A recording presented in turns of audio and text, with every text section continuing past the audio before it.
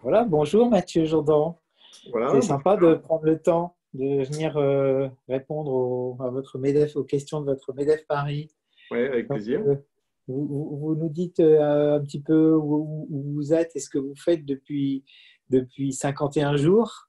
Voilà, Euh, alors j'ai envie de remonter le curseur un tout petit peu plus dans le temps, hein, puisque moi donc, je suis le président en fait, d'Hygiène et Prévention, qui est anciennement une filiale du groupe ISS et qui a été racheté par le groupe Weber à partir de décembre. Et donc moi je suis arrivé au moment du rachat, donc début décembre, donc quelques semaines avant le confinement, mais prévenu que les premières semaines ou les premiers mois dans une opération de LBO pouvaient être éventuellement un peu mouvementés. J'avoue que la promesse est tenue, hein, puisque bien sûr. effectivement, donc une période de confinement qui est arrivée de manière un peu sidérante, hein, parce que à partir du 17 mars, donc je suis chez moi depuis maintenant 2 mois, mais l'activité continue, hein. On est une activité nous essentielle puisqu'on est sur donc une entreprise de 1500 personnes, hein, sur 37 agences en France, et avec 1000 techniciens qui interviennent dans tous les lieux, tous les bâtiments, hein, pour garantir que ces bâtiments soient sains et sûrs, alors à la fois sur des métiers de l'assainissement, de la maîtrise des nuisibles, de l'hygiène de l'air et puis de la protection incendie.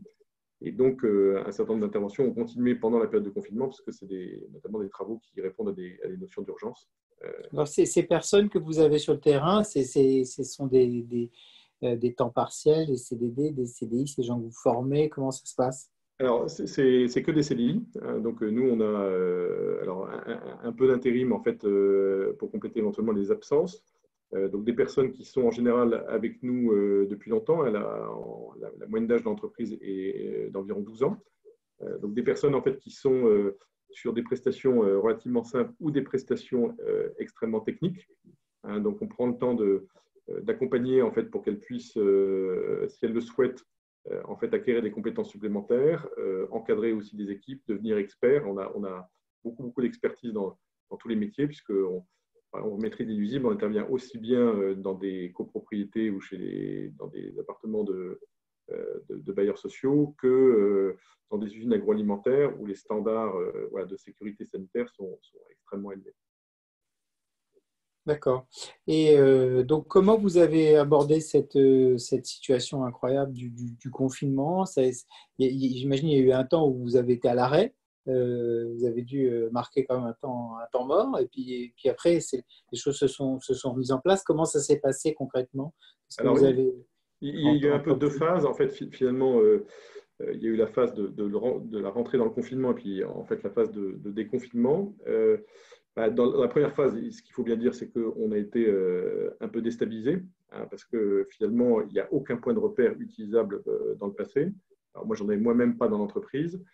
Le premier sujet, en fait, c'est d'organiser les choses de manière claire entre les gens qui devaient rester en chômage partiel ou ceux qui devaient travailler. Donc, comment on organise les choses avec les équipes, hein, qui étaient en fait extrêmement inquiètes aujourd'hui, enfin, et qui le restent d'ailleurs, en fait, pour savoir en fait, en gros, si elles devaient aller travailler, pas travailler, et puis dialoguer avec les clients, donc pour savoir en fait ce qu'on devait maintenir comme service ou pas. Donc ça, c'était la première étape.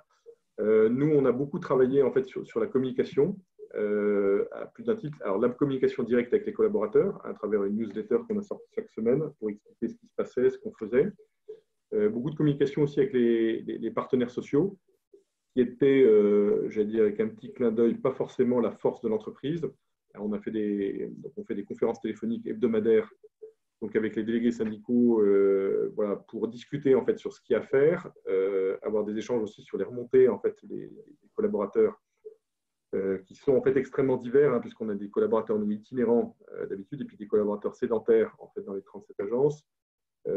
Beaucoup d'hommes sur le terrain itinérants et puis des femmes, une proportion de femmes importante sur la structure, donc avec des sujets à la fois de santé, d'intégrité physique, et puis en même temps aussi des sujets de garde d'enfants, hein, pour les personnes qui sont plus jeunes.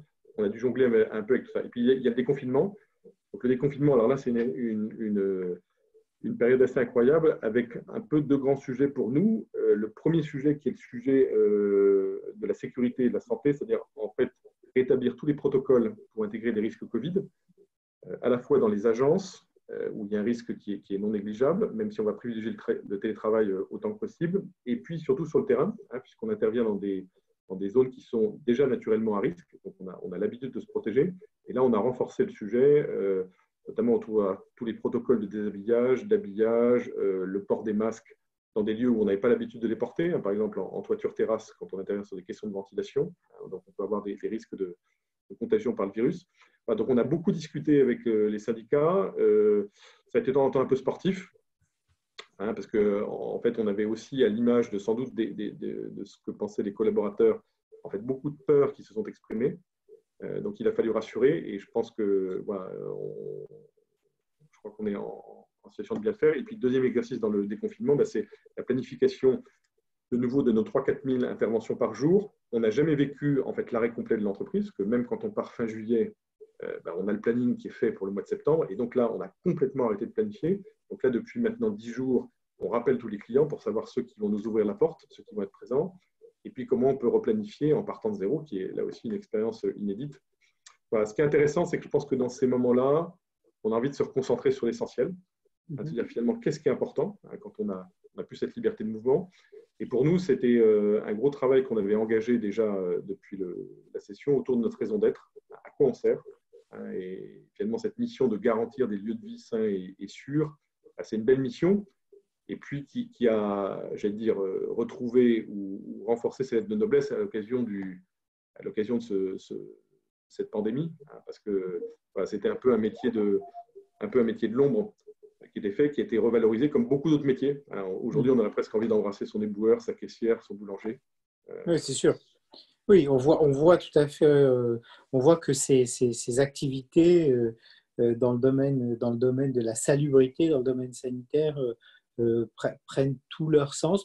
Aujourd'hui, comment vous ressentez le climat du côté de vos collaborateurs, du côté de vos salariés, du côté de vos clients? J'imagine qu'il y a quand même encore de l'inquiétude.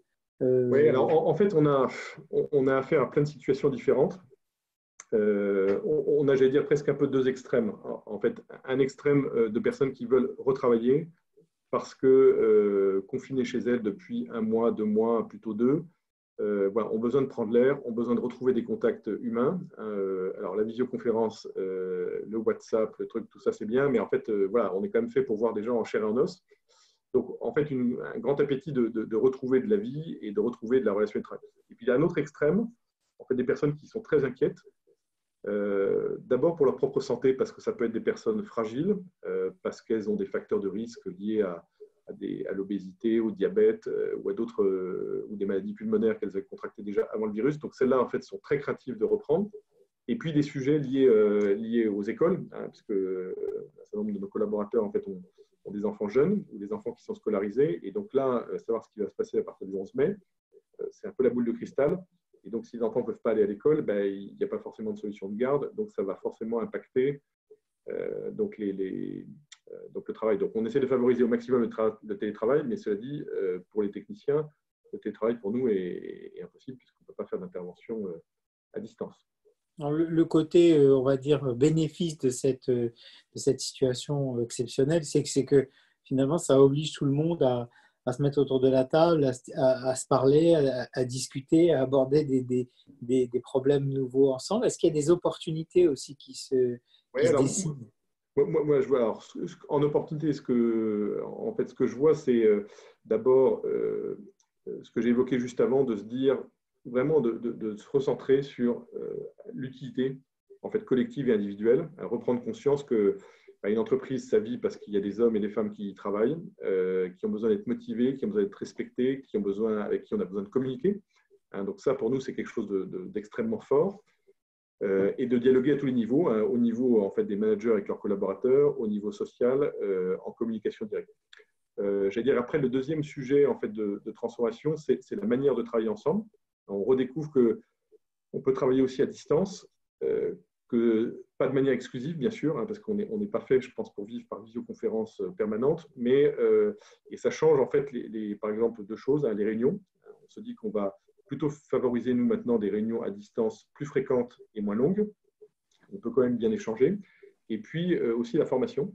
Donc se dire, la formation, nous, c'était un vieux serpent de mer. On n'était pas très, très bon en formation, mis à part la partie réglementaire. Et donc là, l'opportunité, c'est de pouvoir en fait former à distance, là aussi de manière beaucoup plus souple, avec des modules. Moi, j'en ai profité pour réactualiser en fait notre bible technique avec les 120 prestations qu'on a aujourd'hui. Donc, on a réactualisé la 1000 pages avec des techniciens qui ont bossé et des experts qui ont bossé à distance. Donc voilà, donc ça, c'est des opportunités très intéressantes en fait d'évolution des relations au travail et de la manière de travailler ensemble. D'accord. Je comprends aussi que l'humain, pour vous, Mathieu, c'est important. D'ailleurs, vous avez écrit un livre que vous avez terminé juste avant le confinement et qui va paraître juste après. Vous pouvez nous en dire un mot? Oui, alors c'est le fruit un peu d'un hasard, parce que le livre, je l'avais terminé fin janvier. Je l'ai coécrit avec un ami qui s'appelle Xavier de Bangy.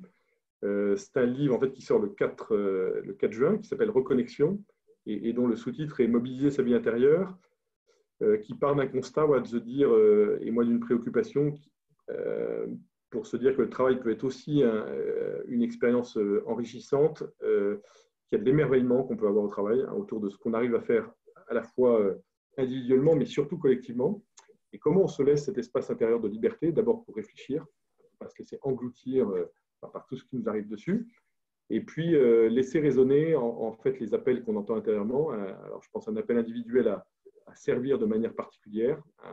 On voit bien qu'on a des talents, un caractère, et qu'on est, contrairement à ce qu'on dit, où on dit nul n'est irremplaçable, ben si tout le monde est indispensable, et il y a une coloration qu'on donne au métier de ce qu'on fait, et puis dans la manière dont un appelle aussi à être utile pour les autres, et puis utile aussi à la transformation du monde. Alors dans une entreprise, c'est ses clients. Et donc nous, on voit bien qu'on a un rôle essentiel à jouer là, dans ce métier de la salubrité, pour se dire, tiens, comment on aide les clients à le faire bien, comment les clients peuvent être acteurs aussi de bâtiments qui sont bien entretenus. Voilà, moi, je trouve que c'est un truc, quelque chose de passionnant, et suffisamment passionnant pour essayer de le partager. Donc, je partage mon expérience personnelle, celle de Xavier, autour d'expériences aussi. Voilà, c'est un livre bâti beaucoup autour de témoignages, et puis de ce qu'on peut en retirer à titre individuel. Donc, ce n'est pas un guide de management, voilà, c'est un espèce de guide progressif, un peu de l'émerveillement qu'on pourrait trouver au travail, pour peu qu'on y mette un peu de volonté, et en pensant qu'on a toujours la liberté de le faire, en fait, la liberté on est toujours libre en fait, de ce qu'on a envie de vivre au travail d'une manière ou d'une autre, même si évidemment on est dans un environnement particulier. Bon, ben, on a hâte de pouvoir le lire. Je suis sûr qu'il y a beaucoup de gens parmi vos collègues au MEDEF Paris qui seront intéressés de le lire, parce que j'ai l'impression qu'on est plusieurs à partager aussi cette philosophie du travail qui permet d'épanouir le maximum de personnes, et puis d'aider aussi à une transformation positive de notre environnement en général. Donc merci beaucoup Mathieu d'avoir pris le temps de Merci nous Charles. J'en répondre. profite pour dire un merci aussi à l'équipe du MEDEF, là aussi confinée, mais je pense que dans cette période qui est objectivement une période qui est difficile, elle est difficile pour les entrepreneurs, elle est difficile aussi pour plein d'autres gens, le fait de ne pas être seul est un atout considérable. Le sentiment d'appartenir à une communauté, de pouvoir partager ce qu'on vit, de pouvoir être aidé. Votre newsletter là, qui était quotidienne avec voilà, des petits mots un peu sentis qui reflétaient un peu votre personnalité. Voilà. Je pense que c'était voilà, chaleureux, et puis c'était aussi très positif pour nous. Voilà, donc merci à vous, et puis merci à toute votre équipe. Merci Mathieu.